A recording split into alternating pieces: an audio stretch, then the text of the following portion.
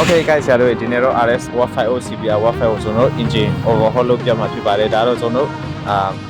အခုမှ one shot ဆရာလေးလာဒီ one shot အကြောင်းကိုစိုက်ကပြင်အကြောင်းကိုလေးလာတင်ယူနေတဲ့သူတွေတို့ကအဓိကတော့မျှဝေပေးလိုက်တာဖြစ်ပါတယ်ဒီမှာကျွန်တော်တို့ကပထမဆုံး overhaul လုပ်ရတဲ့အကြောင်းညာကျွန်တော်တို့ brake piston မကောင်း blow မကောင်းတော့ဘူးအားကြောင့်မလို့ကျွန်တော်က overhaul လုပ်ရတာ customer ကလည်းဒီ engine bearing ဒီအသားမီနေတယ်Cresa bearing အသားမီနေတယ်အဲကြောင့်ကျွန်တော်က Cresa bearing အသား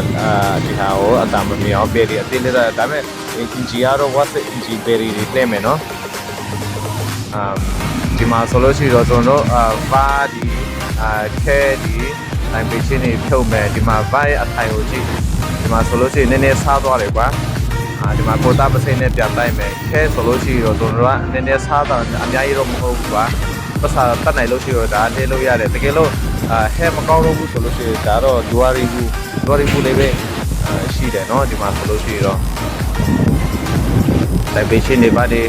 ကျွန်တော်တို့တေချာလေးလုပ်ပြီးပြီဆိုလို့ရှိတော့ကျွန်တော်တို့ဒီမှာဘာအသစ်ထည့်မယ် bus spray ဒီအသစ်ထည့်မယ်ပြီးလို့ရှိရင်ကျွန်တော် back grab ပြန်လုပ်မယ်ပြီးလို့ရှိရင်ကျွန်တော်တို့ဘလော့ကတော့ဥမာဘလော့မဟုတ်ဘူးကျွန်တော်တို့ espa ဘလော့ပဲထည့်မယ်ကျွန်တော်ဒီဗီဒီယိုကတော့ဒီနေ့ကဒီလောက်ပါပဲเนาะနောက်တစ်ခါ engine ပြန်လုပ်တဲ့အချိန်မှာပဲအစားဆုံးပြန်တင်ပေးမယ်เนาะ